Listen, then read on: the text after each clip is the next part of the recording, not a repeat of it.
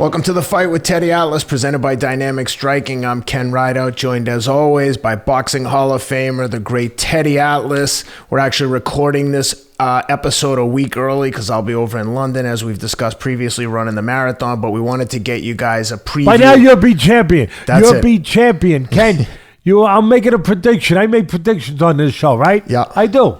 Usually boxing predictions, but we're going to make one about the marathon. And new champion, London Marathon, 50-year-old category, Ken Rideout. That's it. Thank you, Teddy. I wonder if we can get my bookie to make a line on that.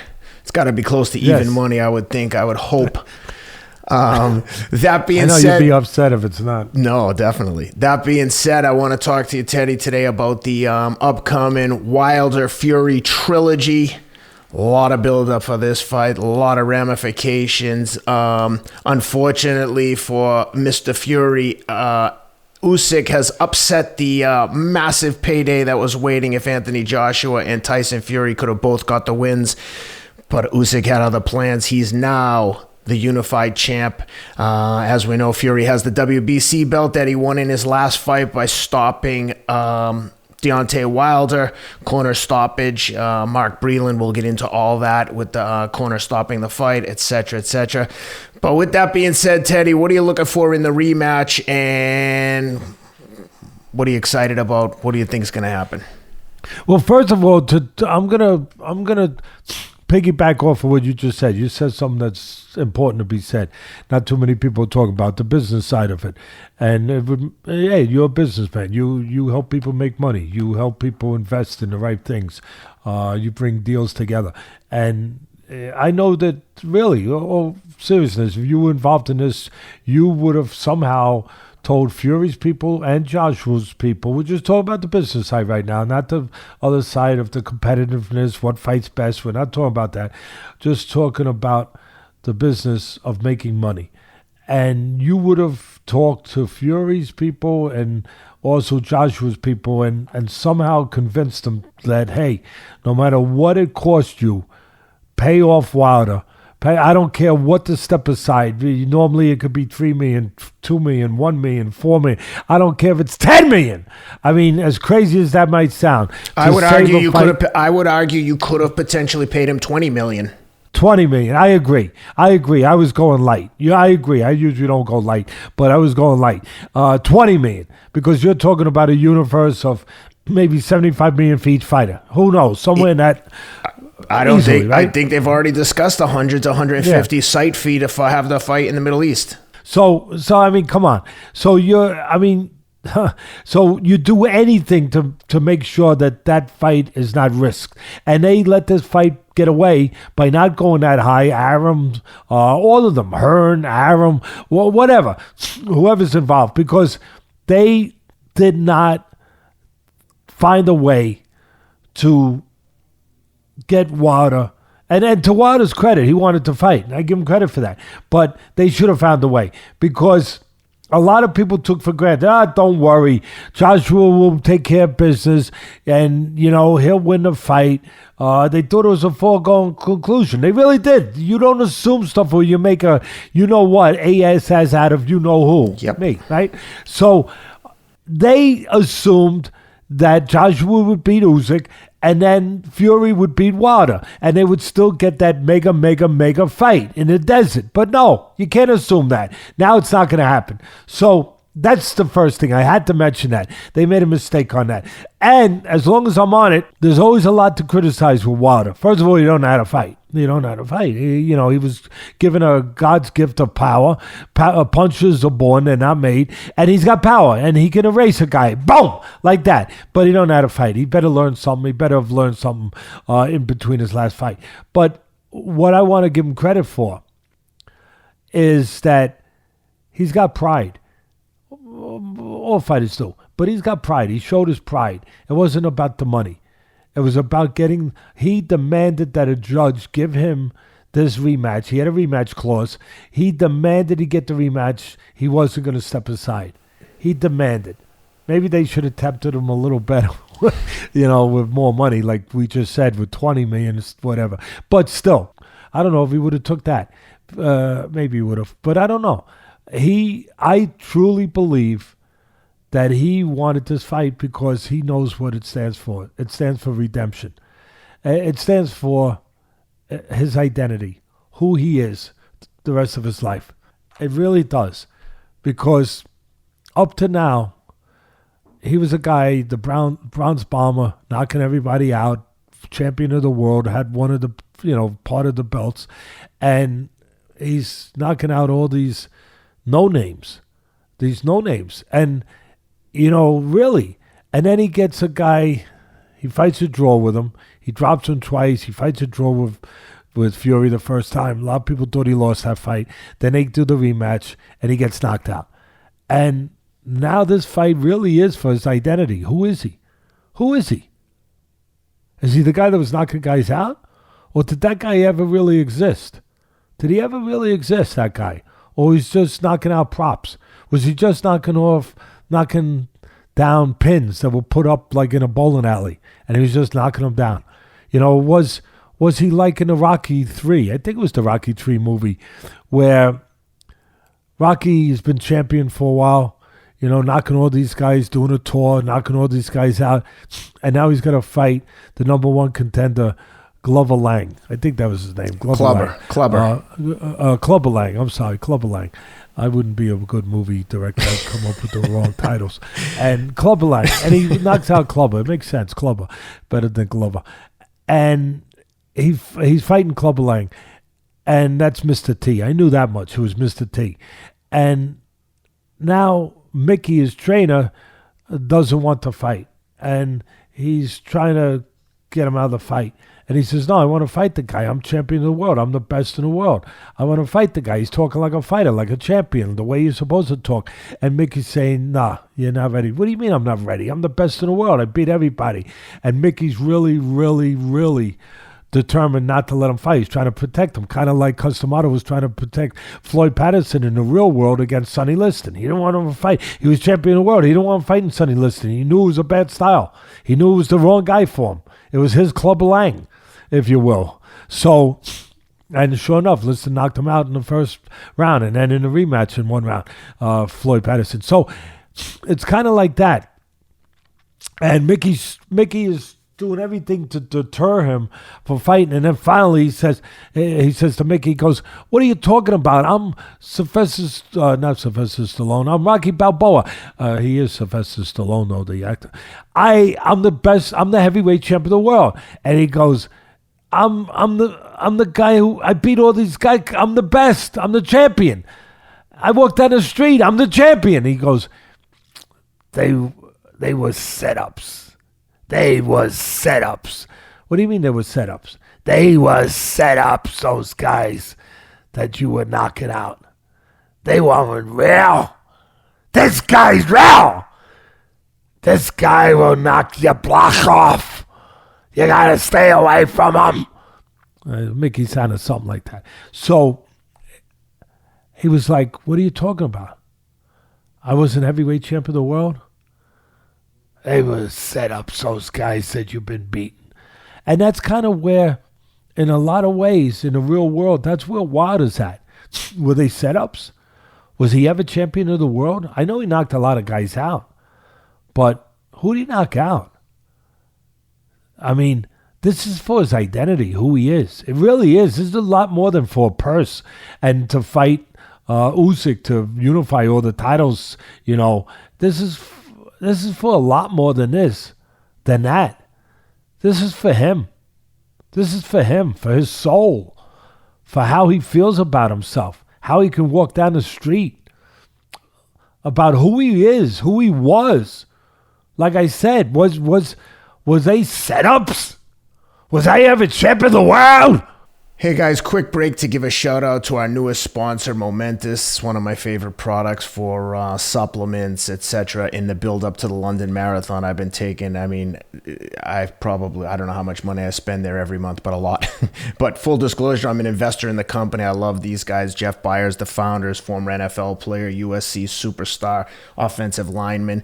Like I said, I have been taking this stuff in the build up to the marathon. I've been taking Whey Isolate Protein, the Elite Sleep Sleep Blend PR lotion, and the collagen product in the build-up. Special offer to our listeners. Momentous is giving a special sample pack. You get the protein, the collagen, Elite Sleep, and PR lotion. So you can try a week's worth of all of these products for just $35 by going to livemomentous.com/Atlas. Again, the promo code is Atlas, ATLAS. Go to livemomentous.com/Atlas to take advantage of the special sampler pack. You get the protein, the collagen, Elite Sleep, and PR lotion for just $35.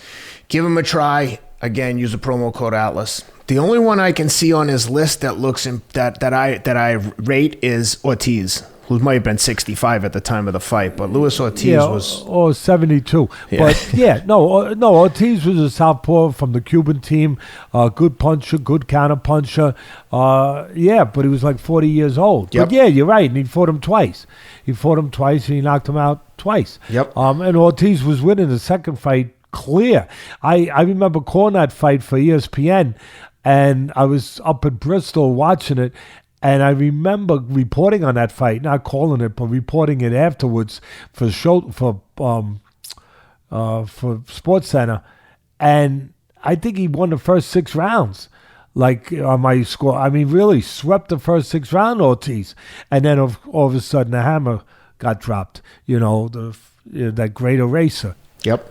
So, again, who did he beat? And this fight is for his existence, the existence of Wilder. They do these things that sometimes are good, sometimes they're all right. They don't do them anymore too much, where they show behind the scenes, the making of the fight and the preparation of the fight. They do those things. HBO used to do them. They did a pretty good job with them. I don't know, Showtime, I guess, did a couple of them, but All Access. they would do those shows.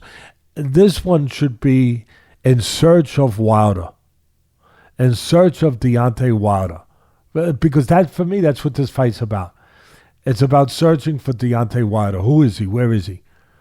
And who will be there for the next X amount of years in his life? Will it be the guy who just knocked down a bunch of pins that were lined up for him? Or will it be the heavyweight champ of the world? That's what's in the balance. There's so much more at stake for him than there is for Fury. Fury has already defeated his demons. He's already come back after struggling with depression, struggling with suicidal thoughts. He's gotten off the floor, and then he came back to the second fight, and he freaking walked down this great puncher, and he knocked him out. So he's done it. He's been there, done that. He don't have anything to lose compared to what Wilder does. See, I look at all that when I handicap a fight. What's in the balance? Where's the urgency? Who's at the most risk? And I look at the physical components, the mental components, but the mental components are attached to who's got the most urgency, who's got the most risk, the most to lose. The mental component's attached to that. So I'm looking at that. And I see this fight from the physical dimensions of breaking it down, where Wilder was the bully, and he got bullied in his last fight. It's that simple. He was the bully. He had the power, he used to talk the big talk and everything. He was knocking these guys down, one after another. Put the next one up, bang, knock them down. But, like in a carnival where you're knocking those targets down, one after another. Put another one up, pop. All right, give me the big doll. I'll take that one over there. Yeah, I'll take that big one. I'm taking that home. Give me the giant teddy bear. I don't think he wanted a teddy bear. He probably doesn't like me because I talk about some of these truths. But I'm giving him credit. I'm giving him credit for wanting this fight because of the reasons I just said. But he always was the bully. And he got stood up to. The bully got stood up to in his last fight. And the bully got bullied. You know what? Now the bully has to show that he can stand up, that he's more than a bully. He does. You know what he's got to do? I always believe this. Usually if you look and you know how to look, there's a precedent for what you're talking about. Not always, but a lot of times. You know what the precedent here? He's got to be George Foreman. Yeah, he does. I'm telling you, it's perfect. Wilder has to be George Foreman. George Foreman was the bully, and then he got stood up to in a schoolyard over in some place called Zaire. About 4 o'clock in the morning. He got stood up to by some special guy named Muhammad Ali. And the bully got bullied. And the bully had 10 years to live with that, to exercise those ghosts, to live with that and feel what it was like to live with that, or not to live. Not to fully live when you felt funny about going down the street of who you represented and who you didn't represent, and how you felt about yourself when there was no entourage around, when it was quiet. You're all alone with your own thoughts, where there's no insulation, nobody protecting you from hearing those things that people say. Yeah, that's a big difference. The entourage disappears fast when you're not a champion. I love George Foreman. He's one of my favorite people in the whole world because of the transition he made from bully to champion, to real champion. And he beat my guy to do it. That was tough. But and he did it at about 45 years of age. But he redeemed himself. He exercised those ghosts that he had to live with for 10 years to come back and be George Foreman, champion of the world. You know, to know who he was, to fight for that identity. And that's what he was. We were fighting against when we fought him with Michael Moore. We were fighting more than just a big, strong guy. We were fighting all of that. And that's what Wilder needs to bring to the ring. See, Foreman had 10 years to learn, to deal with it, for it to get to be on him and to be absorbed and to feel what it made him feel and understand what he had to do. He had 10 years. Wilder's got about 1 year and 8 months. About 1 year and 8 months since he was in the ring, I think, with Fury. So that's how long he's had now to think about it and to understand. And I think he does understand. I think that's why he demanded this fight instead of taking any step-aside money, because he does understand what's at stake here, that it is about more than just a fight. It's a fight for himself. It's a fight, as I said, for his identity. In some ways, for his soul, his spirit. And so he's got to, Teddy, people are going to say, Teddy, give us some of the breakdown for this fight going in like you did with the Joshua Usyk fight, which we happen to get right. Hey guys, quick break to give a shout out to my man Bardia Helmy over at Premier Fight Picks. This guy's one of the top handicappers in the sport. I talk to him frequently about the fights and who he likes. I love the guy. Top combat sports bettor and analyst, 70% winning record, publicly tracked for over 3 years. His longtime success stems from a rich history in martial arts with over a decade of training, competing, and coaching experience. Bardia's subscribers profited big time this past weekend at the UFC 266 as he cashed in his max bet on Alexander Volkanovski and his free bet, a two-leg parlay with Jessica Andrade and Talia Santos. If you like to bet on fights and you're looking for help in picking winners, visit premierfightpicks.com to subscribe. Again, great value. Bardia's a good guy, really knowledgeable on the fighters and what's going on. With 7 UFC events scheduled throughout the next 7 weeks, as well as the big Fury Wilder 3 fight, it's the perfect time to sign up. Bardia is currently offering weekly, monthly, and annual subscriptions, which will get you access to the best combat sports quick picks and analysis out there. Lastly, Bardia also gives out free bets and analysis on Instagram at Premier Fight Picks and on Twitter at PFF Handicapping. Go check them out. Tell them that we sent you from the Fight with Teddy Atlas. Good luck to everyone. the first thing is he's got a new trainer, Malik Scott. Funny thing about that was Malik Scott got knocked out by Wilder. You know, he was one of the pins that got knocked over, quite frankly. He got knocked out by him, I think 1 or 2 rounds, whatever it was. It was fairly early. And now he's training.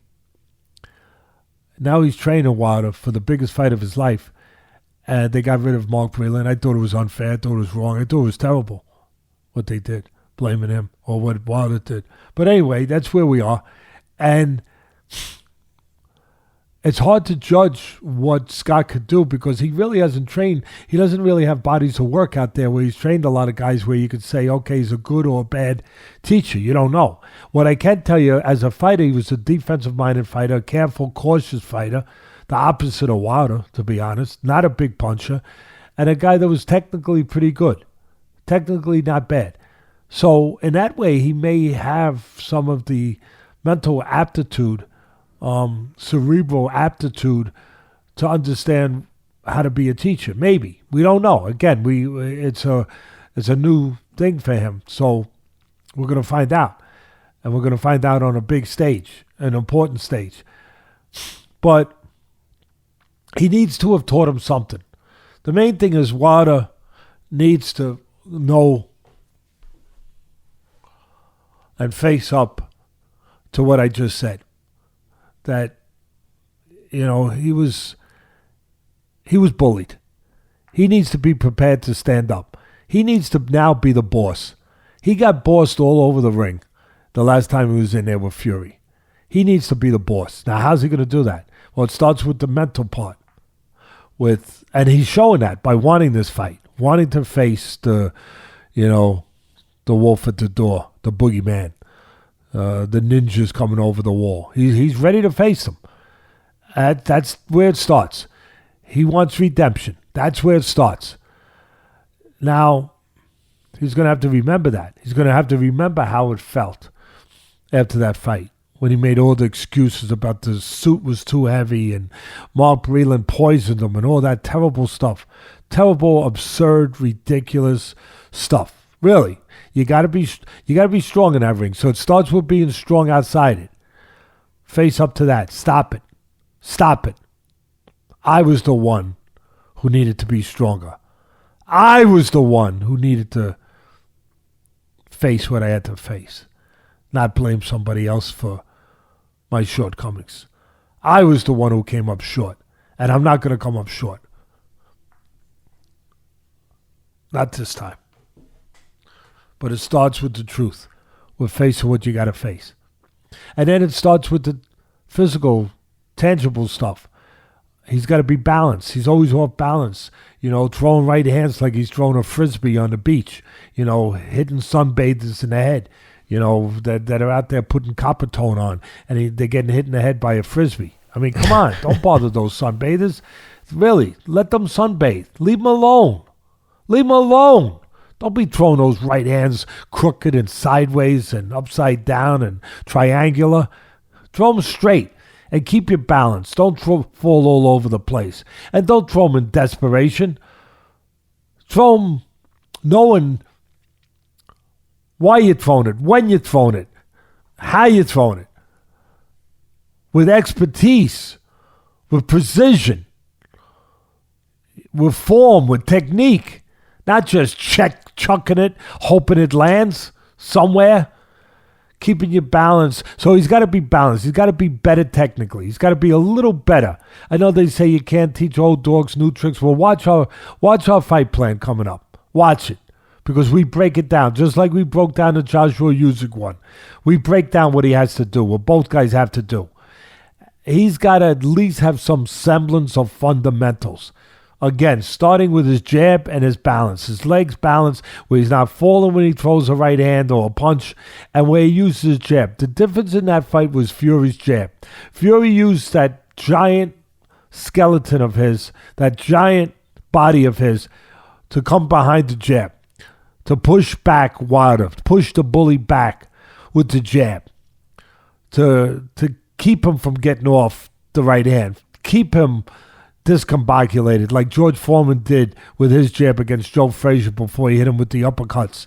He used that jab like a foam pole to just control Wilder, to keep him controlled, to keep him off balance. The first time he fought him, he used his legs to keep him off balance and his head movement. This time he used his jab to back him up and keep him off balance, to keep him stymied, to keep the bullets in the chamber, not allow him to pull the trigger. And this time, Wilder's got to be the boss with the jab. Use your jab. You got a hell of a long jab. Use your jab the right way, where you're controlling Fury. He's not controlling you. And again, on the fight plan, you're going to see how I give examples of how I think he can do that. But the bottom line is, you got to be prepared to control him with the jab. Don't get controlled by his jab. And again, it starts with learning something from a technical standpoint of that you haven't shown ability to really express that you're capable of knowing those things. I mean, your technique has been pretty bad and worse in some fights. Except when you land that punch, that right hand, which you've landed many times, the lights go out. They've gone out. Except they didn't go out with Fury. So now you got to find a way to, you don't need an electrician, to fix the lights. You might need a psychiatrist, but you got to be your own psychiatrist. You do. You got to be what I'm talking about. And so you need that jab, you need that balance, and then you need to set up that right hand the right way. Again, don't chuck it like a frisbee. Really. Come on, stop. It's not good to throw right hands like frisbees. Ken, remember that. It's not good to throw right hands like frisbees. Throw it straight. Throw it for a purpose, with a purpose, at the right time, where you're timing it over his jab, or where you're slipping and throwing it and you're countering with it, or you're throwing it behind a nice solid jab. But again, it comes with being a boss. Comes with controlling range. Using your jab to do that. Not being pushed all over the place. Not being bullied. It's your turn now to stand up to the bully. So, it's your turn to live a real-life Rocky movie. Really. Very similar to that Rocky 3 where, Rocky wound up getting knocked out by Clubber. And he started doubting himself. And Mickey told him, they're all setups. And now he had to search within his own self. Like, who am I? Who do I want to be? Well, that's where it is right now for Rocky. Well, I shouldn't say Rocky, but the real-life Rocky right now, if you will. That's where it is for Wilder. He needs to... And listen, the way I look at this fight, there's a lot of possibilities. There's a lot of X factors, intangibles, Ken. One of them was COVID. Fury got COVID, and this fight was postponed. Allegedly. That's going to... Yeah, allegedly. Okay. But the fight was postponed. I think he had COVID. Now, if he had COVID, is he completely over it? And what was the effects of it? Did he have enough of a training camp to be 100% now? They pushed it back further than people thought they were going to push it back originally. So that's what. So I think he had it. So has he recovered? He should have had enough time to recover. But how was his camp after that? After coming back from COVID? Was what kind of camp? And here's another intangible. We're only looking at that part of it, but I'm going to look at another part of it. Wilder, he had to the fight was postponed. He was already ready for the fight. He was already in camp for a while. All reports that I got, he was really, really in shape. And mentally and physically, he was ready to face the boogeyman. He was ready to do what he had to do. And now the fight gets changed. What did he do? Did he take time off? I would have gave him time off. Did he take proper time off and rest and then get back to training? Or, and this happened before in the history of this sport, Did he go right back into camp and keep training and maybe got overtrained? I don't know. I have no clue. I have no reports to tell you. But I know that that's a possibility. That's something. I know you have to have good, expert people in your corner to make those decisions, to make sure those things don't happen. That's why you need a good trainer. That's why you need the right people that have that experience that can help you make those decisions. Because if you leave it up to a fighter, a competitive fighter, a fighter that is looking for redemption, like Wilder, I could see him going right back into camp. Yep. I could. I could see in a positive way because he wants to get right back. He wants to get that title. He wants to prove everyone wrong. He wants to show who he is. But that's where you need the right people to say, no. You got to take some rest here. The body is not a machine. You got to take some rest here. And you got to, then we'll get back at it. You can't just keep going because you may leave too much of it in the gym. So those are the intangibles. Those are the X factors that are laying out there for me to try to decipher when I figure out who I think is going to win the fight. Just like I had to figure it out and think about all those things with Usyk and Joshua, and was lucky enough to get it right. But this one's tough because he's still got that eraser, Wilder. You know, even if he don't learn the technique, maybe Fury is accomplished enough. Maybe he gets a little careless because you can't make a mistake with a puncher like Wilder. Maybe he gets a little careless. Maybe he takes him for granted. Maybe. Not saying he will, but maybe. And you got that hammer of Thor, that right hand of Wilder that can make you pay for those mistakes. Fast. And guys, to the fans out there listening to this, if you want to see an example of exactly what Teddy's describing for both guys, what they both have to do to win this fight, we'll be posting our fight plan this coming Thursday, 2 days before the fight. The fight plan, you guys all know what it entails. Teddy and I are in the ring at Trinity Boxing Club. We go through the whole thing, what each guy has to do to win. These episodes do really well. I think the fans really enjoy them. I hope everyone enjoys this one. It was a lot of fun. But Teddy, can we talk about the fight pick for the guys at MyBookie? Check out MyBookie, mybookie.ag. Use the promo code ATLAS, ATLAS, for 50% credit on your first deposit, up to $1,000 for free. Teddy, what are you looking for here, and who do you like, and how's it go down? You know, the easiest pick for me would be to pick Fury. Yep. Because, and again, some people don't like it, but you know what? Too bad. I'm straightforward, and I just telling you, I'm not trying to make friends. I'm not trying to make enemies. But I tell you how I feel, because that's what I'm supposed to do, without worrying about, be a gentleman doing it, but without worrying about who's offended, who's on the wrong side of my opinion and doesn't feel properly treated. But Fury's a better fighter. Yeah, I said it. So that means I'm picking him, right? Maybe not. He's the better fighter. He's better technically. I think he's tougher mentally. He's shown that. I believe. He's more versatile. Only one dimension to Wilder, that right hand. But Fury showed he can box, and he showed he can also walk you down and be aggressive and be a heat-seeking missile and go get you and get you the freak out of there. So he's much more versatile and dimensional. Having said all of that, Wilder is fighting, as I said earlier, for his existence the rest of his life, for who he is. That's powerful. Call it pride, whatever you want to put a simple word to it. But he's fighting for redemption. And as I said, Fury is already, he's silenced the wolves that bark at the door. He's come back from all the things he's come back from. He's shocked the world.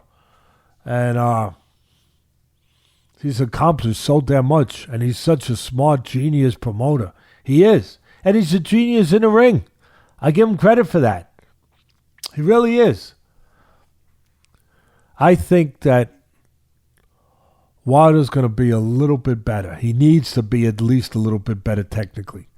He has to be because of all the reasons I just laid out there earlier. I think he's going to be, in some ways, the new George Foreman. And not George Foreman and being so smart that he changed his personality and the way he talked to people. George was a genius. George is a very special man. I said it earlier. To face what he faced and come back from it. He's a very special man. Very strong. Spiritually, mentally, emotionally, physically. Very special man. And he did it at 45 years of age. There's not too many George Foremans out there. And I have all the respect to George because not just for the fighter that he is, for the person he is. Quite frankly, again, Wilder would have to go a long way to try to be the person George Foreman is. Not that you can't, but he really would have to go a long way. But he's in position to kind of be the reincarnation of George from all those years ago, from 26 years ago. Well, actually, 37 years ago, I think, somewhere around there, when George lost in Zaire. And then 26 years, I guess it's been, or 25 years, that he won the title back against my fighter, Michael Moore. But the journey is very similar, where George had been stood up by Ali and was bullied after being a bully for so many years. And he had to live in a lonely world, in a lonely world for a lot of years, thinking about coming back, thinking about, searching for George Foreman, if you will. And he did it. Wilder has the same opportunity, the same task at hand, and the same emotions dancing in his chest and in his head. Can he do it? Can he do it? Can he be the latter-day George Foreman in that way? I'm going to say yes. Interesting. I'm going to shock people. I'm going to say yes. I know. I'm going to say yes. That somewhere that he will be stronger because he will be more afraid of how he will feel the day after the fight and the many, many, many, many days after the fight. What he has to live with and how he'll feel. He'll be more afraid of that than of anything he has to feel and face on the night of the fight. Because that's only going to be 36 minutes. If it goes the distance. 36 minutes, baby. And that's it. Everything after that, eternity. Eternity is a lot longer than 36 minutes, Ken. If anyone hasn't told you that. A lot longer. I think that's what he's going to realize. I think that's why he turned down whatever they did offer him. These geniuses that they are. They let like a $500 million fight get out of there, get away from them.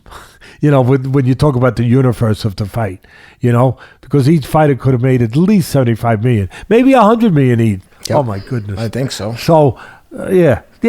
So anyway, I think he knows Fury is fighting, for his legacy, which is very important, and for another big payday, and to keep it going. And I love Fury, and he's tremendous.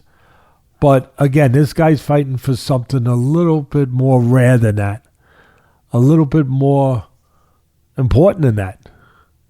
He's fighting for who he is, his existence, his right to feel a certain way the rest of his life. So that's my pick. I'm taking Wilder. Wow. Well, there you have it, guys. Like I said, tune in Thursday to watch the fight plan. And obviously the fight's on Saturday night. Looking forward to this one. May try to actually get to this one. We'll see if it happens. But Teddy, thanks for doing this. I think that was, probably shocked a lot of people. But appreciate the time today. And we'll look forward to breaking this one down when it's all over. I hope he learned how to use his damn jab. Yeah, I do too. Well, guys, thanks for being with us. Hit the subscribe button right now. Leave us a comment. We'd love to hear from you guys. Thanks for being with us, and we'll be back next week with a full breakdown of the Fury Wilder fight. Take care.